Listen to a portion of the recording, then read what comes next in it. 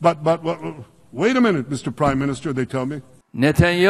গণহত্যার নেটওয়ার্কের প্রধান শুক্রবার জাতিসংঘে মিথ্যা বলেছেন ও হুমকি দিয়েছেন, কিন্তু তার কথা শোনার জন্য কোনো শ্রোতা ছিল না। বিশৃঙ্খলা কেবল মধ্যপ্রাচ্যে সীমাবদ্ধ থাকবে না, এই আগুন পুরো বিশ্বকে গ্রাস করবে। সম্প্রতি কাতারের উপর হামলার ঘটনায় স্পষ্ট হয়েছে ইসরায়েলের উদ্বেগ কেবল গাজা নয়, তাদের উদ্দেশ্য আরও গভীর।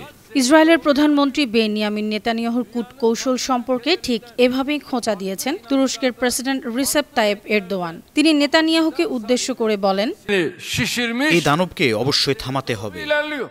শনিবার ইস্তাম্বুলে বসফরাস ডিপ্লোমেসি ফোরামে বক্তৃতা দেওয়ার সময় নেতানিয়াহু এবং তার মন্ত্রিসভাকে গণহত্যাকারী ক্যাডার আখ্যা দিয়ে অবিলম্বে তাদের বিচারের দাবি করেন এরদোয়ান।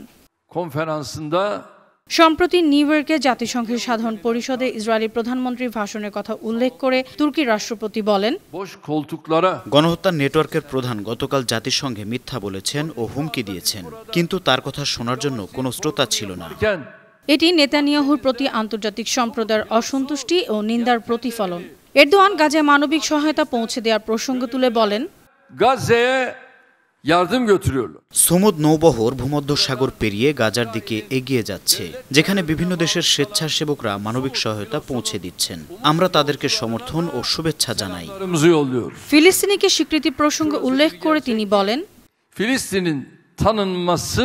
দেরিতে হলেও ফিলিস্তিনকে স্বীকৃতি দেওয়া গুরুত্বপূর্ণ পদক্ষেপ। এমন স্বীকৃতি একদিন স্থায়ী শান্তির পথ সুগম করবে। যারা বলছিলেন গাজার সংকট শুধুই একটি সশস্ত্র গোষ্ঠীর সঙ্গে সম্পর্কিত, তারা ধীরে ধীরে বুঝতে পারছেন বাস্তবতা ভিন্ন। যারা আগে অবহেলা করছিলেন তারা এখন জেগে উঠছেন। তিনি প্রশ্ন করেন, কেন 65,000 নিরীহ মানুষ নিহত হওয়ার আগে আন্তর্জাতিক সম্প্রদায় নিষ্ক্রিয় ছিল? এরদোয়ান জাতিসংঘ ও অন্যান্য আন্তর্জাতিক সংস্থার কার্যকারিতা নিয়ে উদ্বেগ প্রকাশ করে বলেন, সমস্যার সমাধান না করে কিছু প্রতিষ্ঠান কখনো কখনো সমস্যার অংশ হয়ে যাচ্ছে। গাজার মানবিক সংকট এবং তুরস্কের ভূমিকার কথাও তুলে ধরে তিনি বলেন, যুদ্ধবাজরা যখন আগুনে ঘি ঢালছে, তুরস্ক তখন শান্তি প্রতিষ্ঠার জন্য কাজ করে এসেছে। গাজা, সিরিয়া, ইয়েমেন, সুদান এবং সোমালিয়ায় নিহত প্রতিটি প্রাণ আমাদের কাছে গুরুত্বপূর্ণ। ইসরায়েলের বিরুদ্ধে আন্তর্জাতিক পদক্ষেপের প্রয়োজনীয়তা তুলে ধরে এরদোয়ান বলেন, আন্তর্জাতিক ক্রীড়া থেকে ইসরায়েলকে নিষিদ্ধ করা দরকার। ইসরায়েলের বিরুদ্ধে বাণিজ্যিক ও অর্থনৈতিক নিষেধাজ্ঞা দেওয়া প্রয়োজন।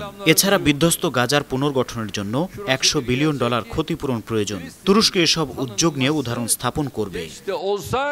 শেষে তিনি সতর্ক করে বলেন, এখনই আন্তর্জাতিক সম্প্রদায় ঐক্যবদ্ধভাবে পদক্ষেপ না নিলে এই বিশৃঙ্খলা শুধু মধ্যপ্রাচ্যে সীমাবদ্ধ থাকবে না, এই আগুন পুরো বিশ্বকে গ্রাস করবে। সম্প্রতি কাতারের উপর হামলার ঘটনায় স্পষ্ট হয়েছে ইসরায়েলের উদ্বেগ শুধু গাজা নয়, তাদের উদ্দেশ্য আরও গভীর। আন্তর্জাতিক ডেস্ক, বানো টিভি।